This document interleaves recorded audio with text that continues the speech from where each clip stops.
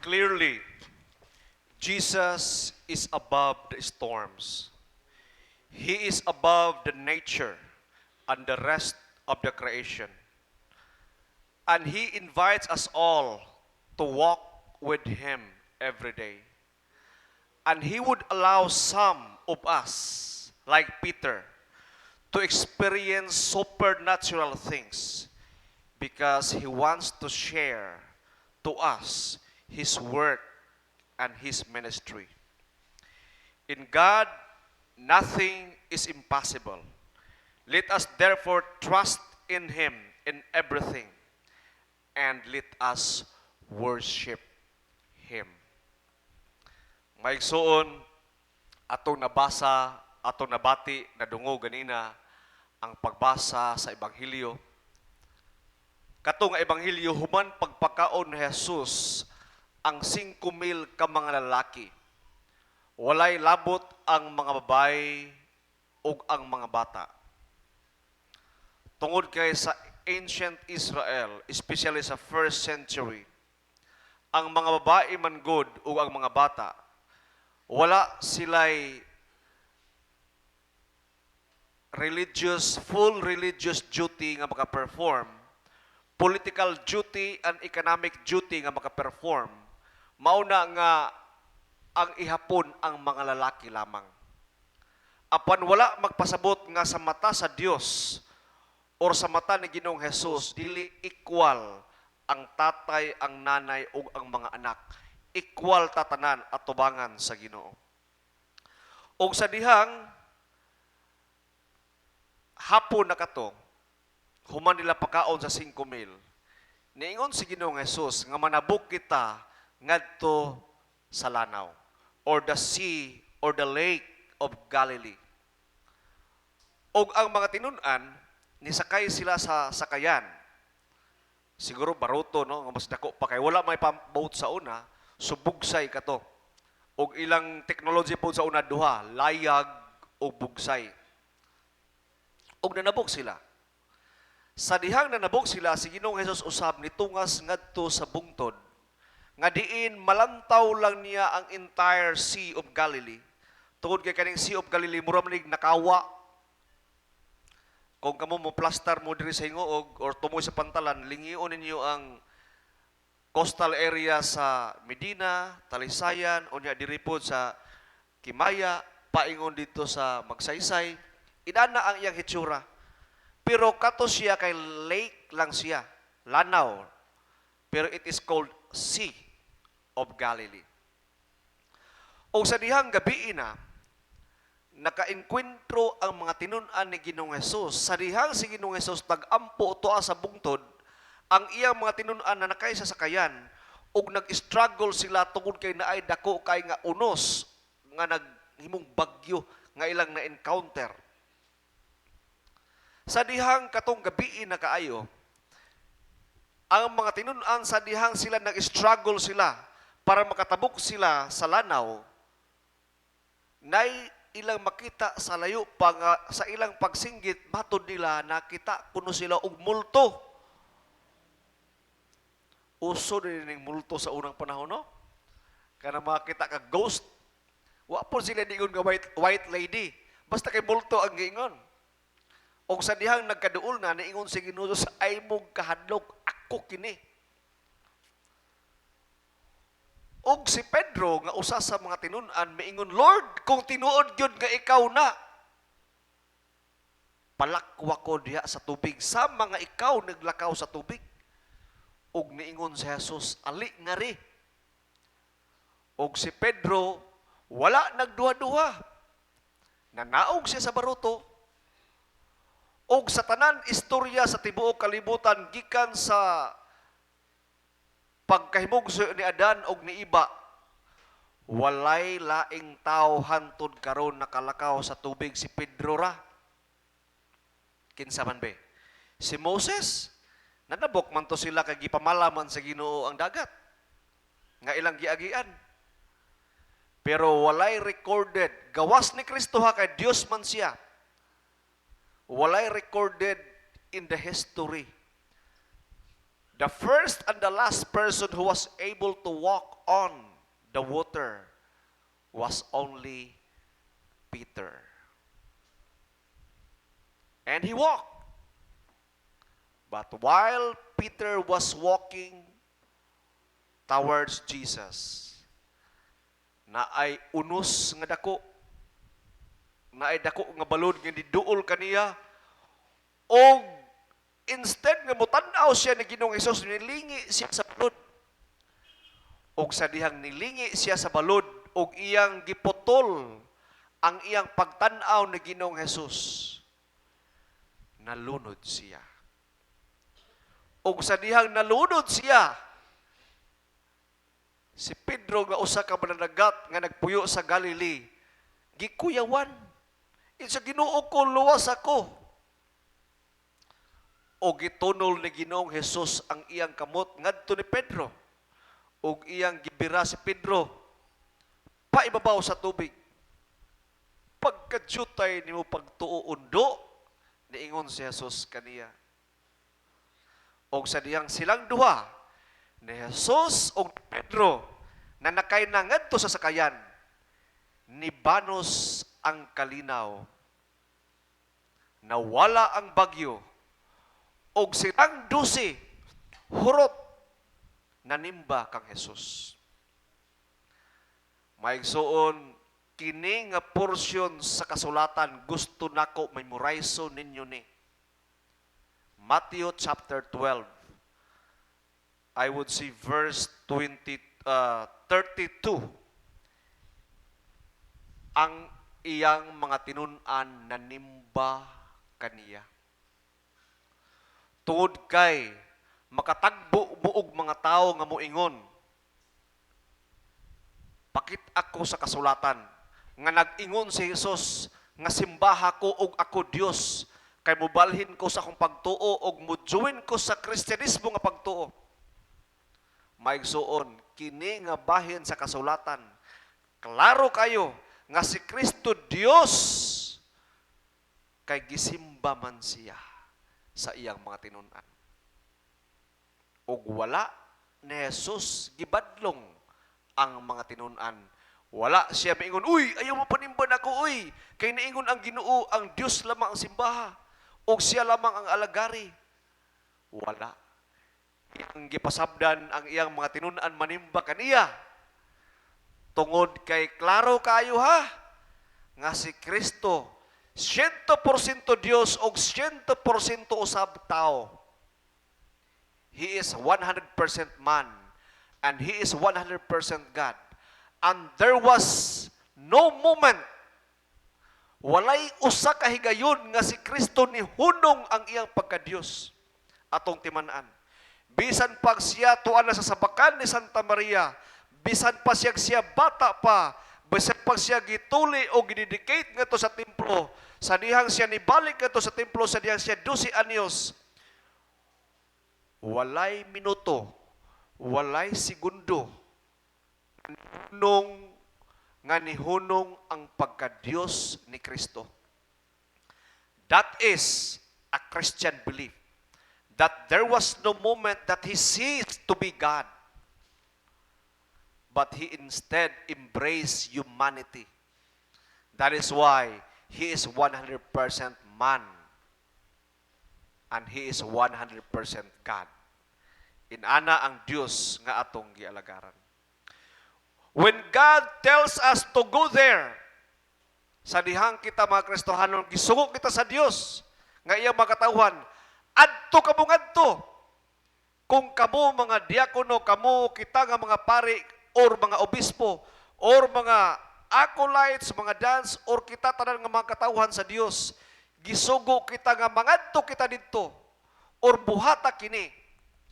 Maigsoon, when God tells us to do this and to do that, He never promised a smooth sailing, and He never promised an easy job. But He promised us that you can make it there and you can really do it. Kung ang Dios nagalay magsugo nimo nga agto-ngadto makaagtugi ka didto, Ug kung ang Dios nagali musugo kanimo nga buhatan ni, mabuhat gayud nimo ni. Tungod kay nagsaad siya, naa siya gisaad. You can only make it there and you can only do it when Jesus is with you. Sa ato pa, kung magbuot-buot na ita nga mga ta didto og magbuhat o sa kabutang nga ato-ato nga walay instruction sa Ginoo, maigsuon dako ang posibilidad nga palpak.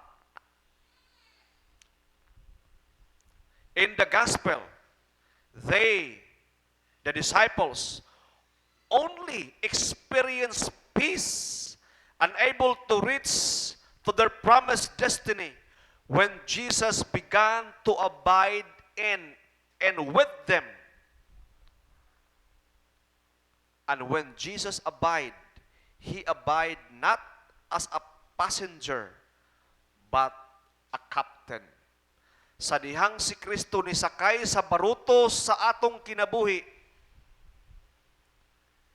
nibanos ang kalinaw ug nakaabot gayud sila dito sa the other side of the lake. But Jesus never got into the boat as one of the passengers, but as a captain. Maigsuon, importante nga si Kristo mao ang kapitan. Siya ang magbuot kung asa ta padulong o kung unsay atong buhaton. Maigsuon, there is no guarantee of safe and successful journey in this life if there is no Jesus in us. Walay garantiya sa safety o successful nga biyahe niini nga kinabuhi sa atong pagbuhi kung si Kristo dili uban nato. Amen ba? Bisan pa sa aho, bisan pa sa pagnegosyo, bisan pa sa imong bisan pa sa imong pagpadako sa imong pamilya, o bisan unsa nga mga engagement sa imong kinabuhi. Yes, there might be some success. Tinuod ka na.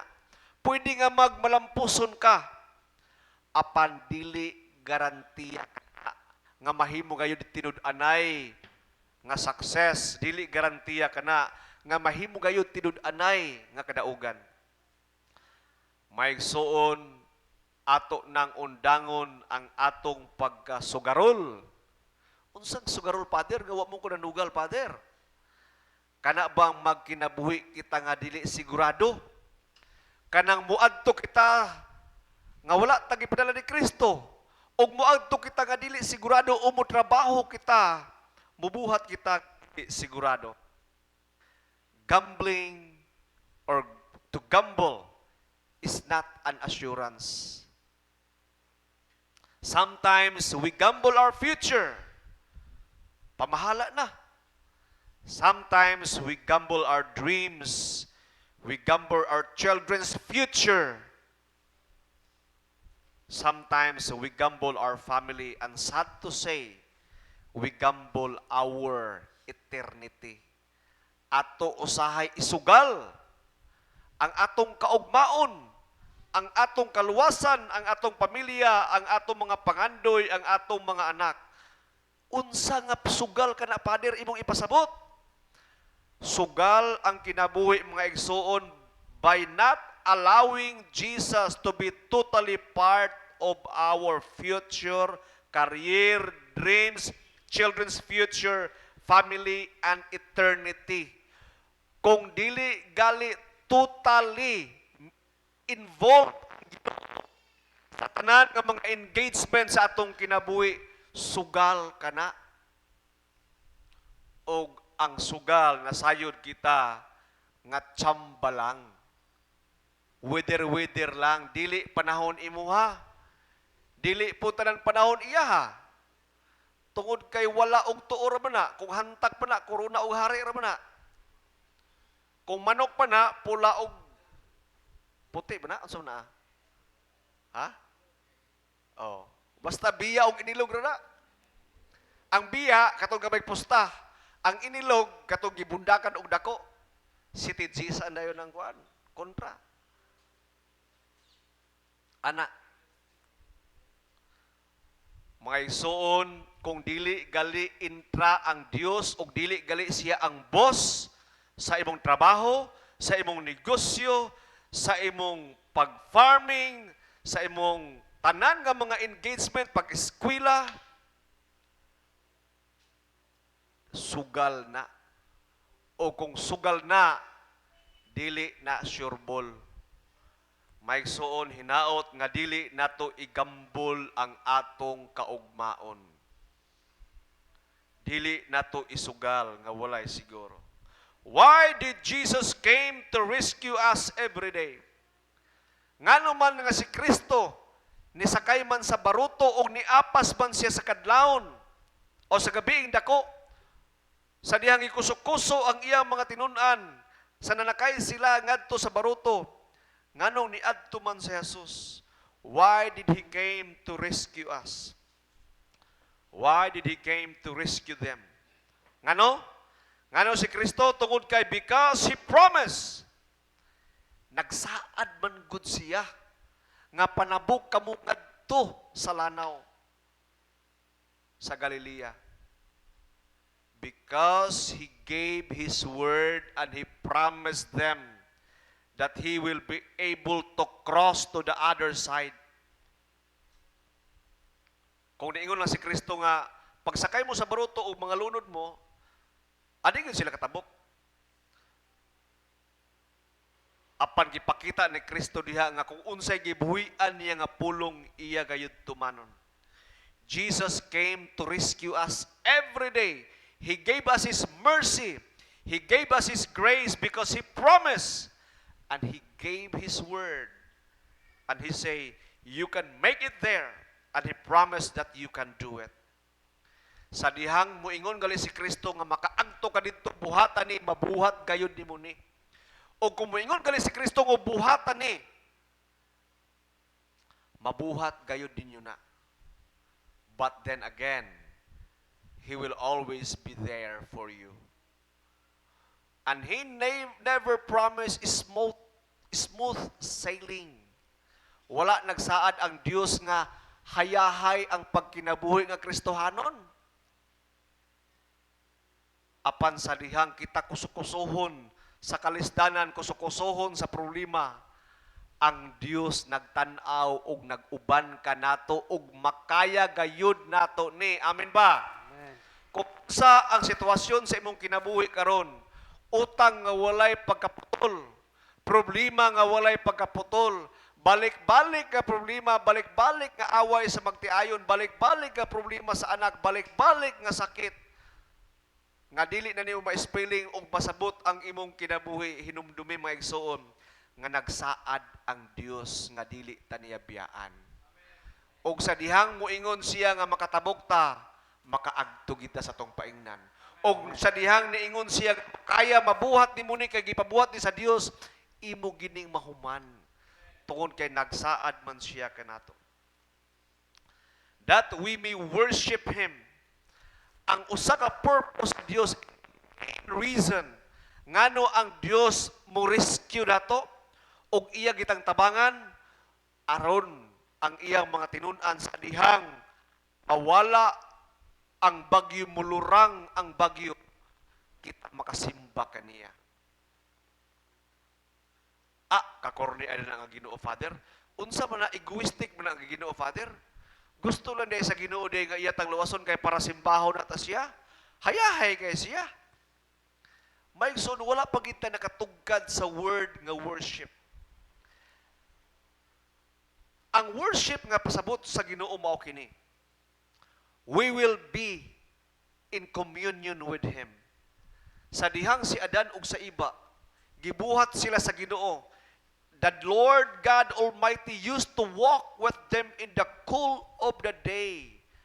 And they converse and see God face to face and walk with Him in the garden. Maigsoon inana nga gusto nga kinabuhi ang gusto sa Ginoo. Gusto sa Ginoo musimba ta niya so that we will be one with Him. Not just a God alone. Not just a Father alone. Dili lamang sama nga usa siya ka Dios nga distansya nga layo kaayo. Apan si Ginoong Hesus gipakita niya nga unsa klase nga relasyon ang iyang gusto nga ni kanato. Gusto sa Dios makighigala sa ato. Gusto sa Dios nga musimba ta niya aron mahiusa kita kaniya. Isip suod nga higala. In English, as a best friend. Ang Ginoo maigsuon, our best friend. Kabantay mo sa inyong mga best friend, sa inyong mga higala nga suod kayo. Balik-balik istorya. Di ba? Magbuntag na lang, kapiray gigunitan, or tubig ray o gigunitan, or magtagay bagaha. Mabuntaga na lang, walay pura. Balik-balik kayo ni istorya yun. Way undang. Kadumdum ko ni Mother Tilma, mag-testimony to, imong daddy ko no, mag-ani diri kang pidi nga abila. Buntagay istorya, kapira, isa ka baso. Balik-balik istorya. Munya mo ingon, huy, wag mo purain na niya mga istorya yung mga dagway, balik-balik. Wag mo purain na niya yung topic, maura gyapon hantod karon. Kana bitaw mga sugarol, magkita na sila. Mura gid nila istorya balik-balik, basta ka lagi bay ang manong lagi nako bay, Texas lagi sa katanan bay. Paglukso sa kontra, pag dapat sa yuta, birahan na yun, nabuno eh. Igo ang hawan-hawan, patay na yun, grabe ng manok no. Balik-balik, magkita na sila sunod buwan, maura istoryahan na. Inaana unta kita sa Dios. Dili tapuraan. Bisan balik-balik ng mga pag-ampo, balik-balik ng mga pangamuyo, balik-balik ng pag-istorya sa Dios, balik-balik simba, walay pura. Tungod kay ang Dios man gud ato mang barkada na siya. Ang nakanindot sa Dios dili lang nato barkada, ato pagid siyang amahan, ug ato pagid siyang hari, ug ato pagid siyang Dios. Muna maigsuon nga dili nato undangon ang pagsimba. Kay diha sa pagsimba, ang Dios atong simbahon ug kita mudawat sa iyang lawas ug dugo ug makig-communion one with Him. Ug dili tapuraan kaniya. And He promised once you partake His body and blood, He will abide in us and He in Him. Meaning, musabay siya, mupuyo siya uban kanato o kita diha kaniya. Amen. Amen. Palihog manindog.